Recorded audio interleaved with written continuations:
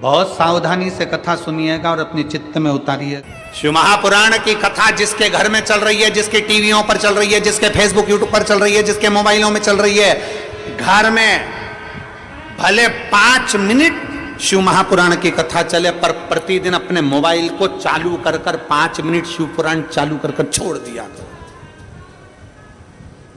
घर में टीवियों पर अगर कथा आए तो भले सुनो चाहे नहीं सुनो, 5-10 मिनट उस टीवी को चालू कर छोड़ा करो, जिससे वो शिव महापुराण के शब्द हमारे घर के वातावरण को शुद्ध करें।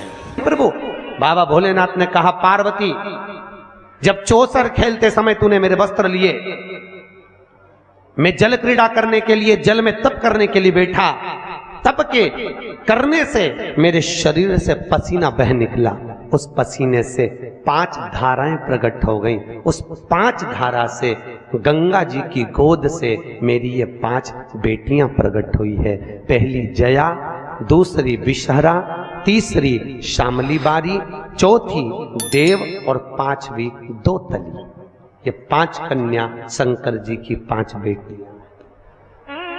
उसी समय पर माता पार्वती ने गंगा जी के जल को हाथ में लेकर कहा, गंगा तू मेरी बहन है, मेरे गर्भ से तो संतान नहीं हुई, पर तूने मेरे बच्चों को पाला पोसा बड़ा किया, इसलिए तेरे घाट पर आने वाला व्यक्ति शंकर जी के साथ तेरा स्मरण करेगा और जो हर हर गंगे बोलेगा, गंगा उसको तेरे स्नान का पुण्य घर बैठे मिल जाएगा।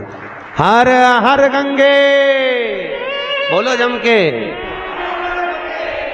केवल गंगा के साथ उसी दिन से हर हर शब्द जुड़ गया और जिंदगी हो गई आपकी बोलते बोलते। आपको अभी तक नहीं मालूम होगा कि हर हर गंगे क्यों बोलते। जीवन हो गया भैया। शिव महापुराण में एक एक संवाद है। चावल क्यों लगाना चाहिए, शिव जी को कंकु क्यों नहीं लगाया जाता, शंकर को कुंकू नहीं लगता, रोली नहीं लगती, क्योंकि भगवान शंकर जब एक बार बैठे थे तो एक भगत ने शिव जी का कुंकू अभिषेक कर दिया था। कुंकू अभिषेक करा, इतने में माता जगत जननी जगदम्बा उसी समय पर आ गई। पार्वती ने शंकर जी के ऊपर से रक्त की धार जब बहते हुए नीचे आई, भोलेनाथ जी के शरीर से रक्त बहता देखकर माता पार्वती को क्रोध आ गया। पार्वती ने उसी समय पर श्राप देना चाहा। शिव जी ने कहा, पार्वती उसने कुंकू अभिषेक करा है और तू श्राप दे रही है।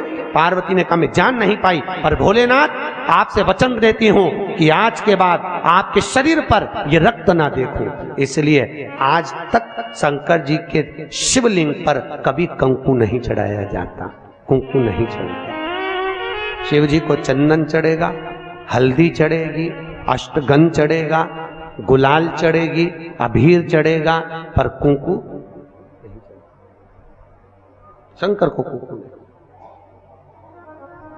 जैसे अधिक मास के महीने में, अब ये जो अधिक मास आ रहा है ना, आपके लिए तो लाभदायक है, समझ लो ये कथा। अधिक मास के महीने में जैसे पहले दिन का अधिक मास होता है, ऐसे 5वां दिन का जो अधिक मास होता है, पंचमी तिथि का, पंचमी तिथि का अधिक मास, शास्त्र कहता है कि जिसके घर में संपदा की कमी हो, पैसा आ ही नहीं रहा हो, सब दूर उलझ गया हो, बहुत टेंशन चल रहा हो, 3 साल में एक बार अधिक मास आता है। अधिक मास की पंचमी तिथि के दिन गन्ने का रस, गन्ने का रस जानते हो, ईख का रस, गन्ने का रस तुलसी जी के क्यारे में हाथ में लेकर 7 बार अपना नाम और गोत्र बोलकर छोड़ दो। जिंदगी में 3 साल में तो करोड़पति बनकर बैठ जाओगे, कभी लक्ष्मी की कमी नहीं आ सकती। अगला अधिक मास आएगा तो तुम तैयारी में बैठे रहोगे कि फिर पंचमी तिथि आए, फिर मैं गन्ने का रस डाल। केवल अधिक मास में होता है, अधिक मास के सिवा नहीं कर सकते, केवल अधिक मास, अधिक मास के अंतर्गत करें। और आपको तो मौका मिल रहा है, ज्येष्ठ का अधिक मास है इस साल, बड़े प्रेम से आनंद में। और हम तो निमंत्रण दे रहे हैं आपको कि अधिक मास में मुंबई में महेश्वरी समाज द्वारा विष्णु महापुराण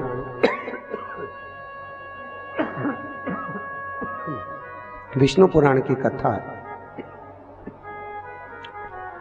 और आप सब भी विष्णु महापुराण की कथा में पश्चिम मुंबई महेश्वरी भवन श्रवण करने पधार।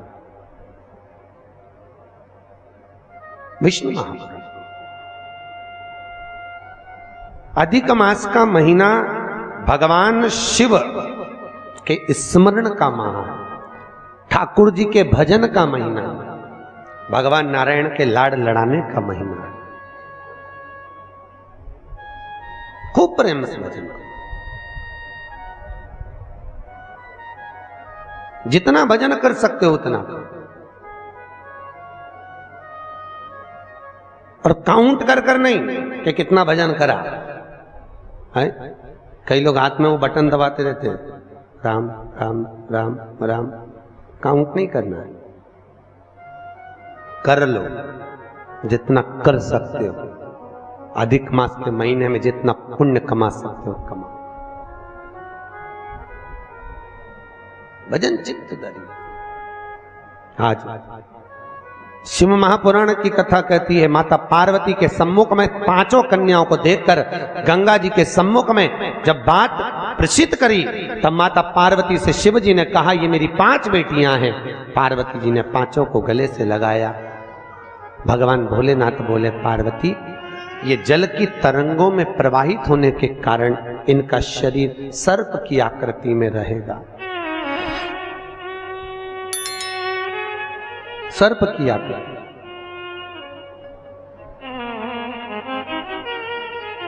और वो 5 कन्या शंकर भगवान की 5 सर्प रूप की बेटियां हुई।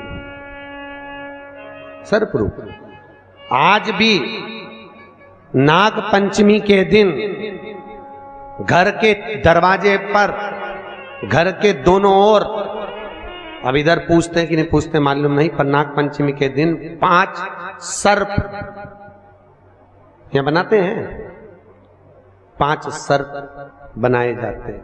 वो शंकर भगवान की 5 बेटियां बनाई जाती है और नाग पंचमी के दिन उनकी पूजन होती है। नाग पंचमी।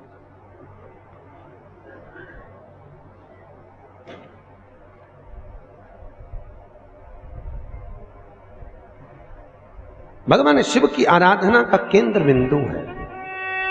भगवान शिव का सुखमूल स्थापित करने वाली है। भगवान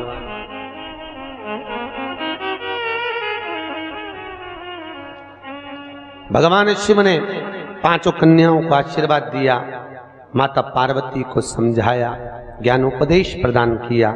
समय आया और आज भगवान शिव विराजमान थे और भगवान शंकर के नयन बंद करने पर शिव जी के नयन से बंद करते ही एक अश्रु निकला। उस आंसू से अंधकासुर का जन्म हो गया। और जैसे ही अंधकासुर जन्मा, माता पार्वती ने उस बालक को गोदी में ले लिया। पार्वती ने जैसी गोदी में लिया, ये मेरा पुत्र है। भगवान शिव बोले, पार्वती इसको उठाकर समुद्र में फेंक दे। पार्वती जी ने समुद्र में बालक को नहीं फेंका। महाराज मैं इसको फेंकूंगी नहीं, आपके शरीर से प्रकट हुआ है, ये आपका पुत्र है। भगवान भोलेनाथ बोले, पार्वती मेरे नयन बंद करने पर अगर प्रकट हुआ है तो उसकी कोई तुलना, कोई मान्यता नहीं। फेंक दे इसको समुद्र में। पार्वती मैया ने नहीं फेंका। थोड़ा रिटर्न बढ़ाऊंगा। पार्वती मैया नहीं फेंकी। और जब माता पार्वती ने, बस ठीक है, पार्वती मैया जब नहीं फेंकी, शिवजी ने फिर कहा, पार्वती इस बालक को फेंक समुद्र में। पार्वती ने नहीं फेंका। ये आपका पुत्र है, मैं नहीं फेंकूंगी। बहुत समझाया, नहीं माना। शिव जी को क्रोध आया। तब माता पार्वती ने अंधकासुर को समुद्र में डाला। डालते ही उस बालक को हिरण्याक्ष ने पकड़ लिया। हिरण्याक्ष ने उसको पाल पोस कर बड़ा करा। हिरण्याक्ष को बड़ा करा। समय आया, जैसे हिरण्याक्ष ने जैसे ही अंधकासुर को बड़ा किया, पाल पोस कर तैयार किया, समय आने पर भगवान नारायण ने बराह अवतार धारण कर हिरण्याक्ष के प्राणों को हर लिया, पृथ्वी को लाकर जल के ऊपर ठहरा दिया। तब उस अंधकासुर को क्रोध आया और अंधकासुर ने ब्रह्मा जी का तप कर वर प्राप्त करा। ब्रह्मा जी से मांगा, ब्रह्मदेव मैं वैसे तो वीर हूं पर मुझे वर देना है तो वर दीजिए, ऐसा वर दो। अंधकासुर को मालूम था कि मैं अपनी मां के गर्भ से पैदा ही नहीं हुआ। तो अंधकासुर ने मांगा, जिस दिन मैं अपनी मां को गलत दृष्टि से देख लूं, जिसने मुझे अपनी गोद में खिलाया हो उसको अगर गलत दृष्टि से देखूं तो मेरे प्राण छूट जाए। क्योंकि अंधकासुर को तो ये मालूम था कि मेरे कोई मां है, और उसको कौन बताए कि तू पार्वती की गोद में खेला है। पार्वती की गोद,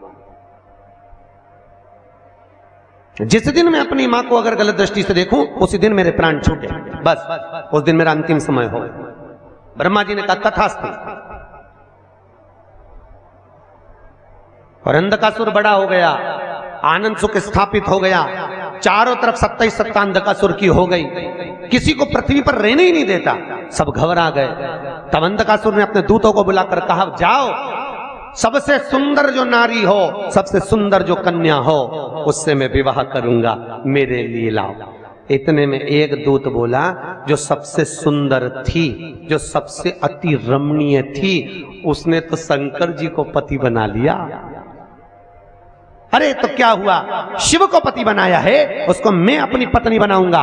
कहां रहती है? कैलाश पर। और बताओ, मां के लिए गलत दृष्टि रखकर अंधकासुर चला कैलाश पर, और आज माता पार्वती उसी समय पर सुंदर भगवान शिव के लिए आनंदमय सुंदर भांग को घोट रही। क्यों घोट रही? कई लोग कहते हैं शंकर जी को भांग प्रिय है। कौन सी पुराण में लिखा है कि शिव जी को भांग प्रिय है? कहीं लिखा? अरे बोलो तो। पूरी शिव महापुराण में, भागवत पुराण, नर्मदा पुराण, गर्ग संहिता आदि आदि के जितने शास्त्र, जितने प्रमाण देने वाले पुराण हैं, कहीं नहीं लिखा कि शंकर जी को भांग प्रिय है। शिव को भांग प्रिय नहीं है भैया। वो तो शंकर जब आपको मालूम है ना, मंथन में जब विष निकला था, विष शिव जी ने पिया था, उसकी बूंदें नीचे गिर गई थी, उससे भांग धतूरा उत्पन्न हो गया था। शंकर जी के पास में भांग रखी है, पी नहीं रहे। क्यों? शंकर जी के पास में जब भांग रहती है, चारों तरफ से जब हवा आती है, तो शिव जी ने जो जहर पिया है उससे कंठ नीला पड़ गया है। वो भांग की हवा से शंकर जी के गले को ठंडाई मिलती है। शंकर जी भांग पीते नहीं है, पर दुनिया के लोगों ने तो शंकर जी को बदनाम कर दिया।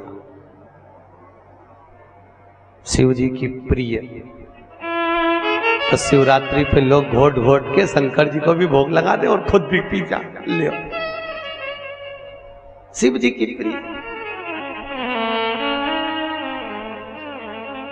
खूब घोटो।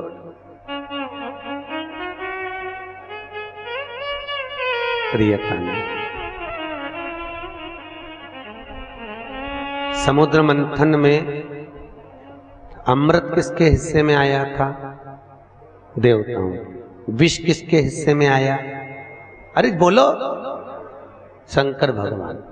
जो अमृत पिए वो देव, जो विष पिए वो महादेव।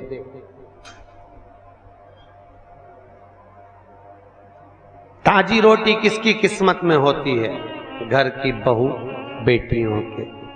ठंडी रोटी किसकी किस्मत में होती है? घर की डोकरी के, घर की वृद्ध की। क्यों? मां भले रसोई घर में नहीं जाती, पर रसोई घर में प्रत्येक सांस, आप भी सांस होगी, प्रत्येक सांस घर में बहू जब भोजन बनाती है तो एक बार सांस घर में राउंड लगा कर आती है, चौके में देख कर आती है डब्बे में रोटी कितनी बची है, डब्बे में रोटी कितनी बची है। क्योंकि बहू अगर ज्यादा रोटी होगी तो उठाकर गाय को डाल देगी, तो जब सास जीमने बैठती है तो कहती है बेटा मुझे वो ठंडी रोटी ला दे। क्यों? सास को मालूम है ना बहू खाएगी, ना बेटा खाएगा, ना पति को खान दूंगी और ना कोई खाएगा, आखिरी में वो गाय के मुंह में चली जाएगी और इतनी रोटी बहू फेंकेगी, दिल मेरा दुखेगा। तो घर की बूढ़ी माँ कहती है मुझे ठंडी अच्छी लगेगी, कड़ी के साथ दाल के साथ मैं ठंडी रोटी खा लूंगी, ला दे दे। और बहू ने ठंडी रोटी लाके मम्मी को दे दी, माँ ने खा ली। उसी तरह क्या शंकर भगवान को अमृत प्रिय नहीं था? अरे बोलो तो था ना प्रिय। अगर देवताओं को अमृत अच्छा लग रहा है तो भोलेनाथ जी को भी अमृत अच्छा लग रहा है, पर शंकर भगवान ने सोचा अगर मैं अमृत पीऊंगा तो विष कौन पिएगा, इसलिए एक काम करता हूं, तुम सब गर्म रोटी खाओ, मैं ठंडी खा लेता हूं। इसी को कहते हैं महादेव। और मेरे भारत की भूमि की जो वृद्ध माताएं हैं, भारत के भूमि की जो बूढ़ी बूढ़ी माँ है, ये भी महादेव से कम नहीं है, जो रोज घर में विष को धारण कर रही है, रोज घर में कुछ ना कुछ घूंट पी रही है। घूंट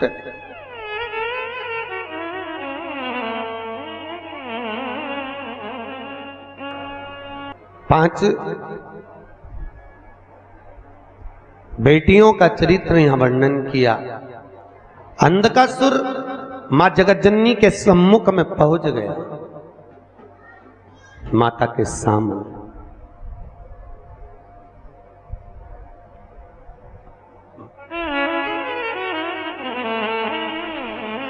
सभी देवियों में सर्व सुंदर